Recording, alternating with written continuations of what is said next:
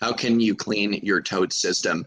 Very important for longevity. It's so true. You know, if you were spraying with a tote spray system and you're just getting started in the business, because I honestly don't recommend that you keep a tote spray system forever.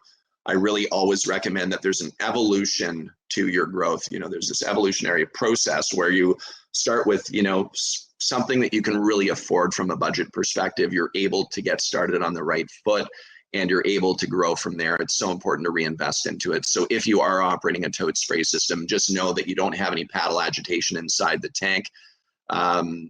You really just want to make sure that, you know, as the sealer settles into the bottom of that tote, you're going to have settling of the solids that are in the corners of that tote. And so it's important to get in there with a long piece of pipe and to clean out that sludge out of the corners, any of that the solids, you know, coal tar A's that's settling. You want to just move that out, give it some mixing. If you don't have a tote, you know, agitator that you can put through the top, they're pretty darn expensive. But if you can move those chunks out and get them moved around with that pipe, you know, that helps to keep the tote clean. And then what I would strongly recommend is you empty the sealer from that tote.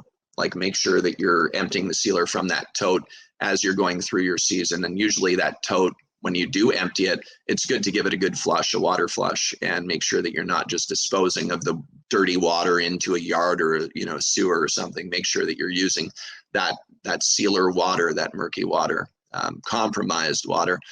Make sure you're using that for dilution for your future concentrate loads that you might be filling in your tote.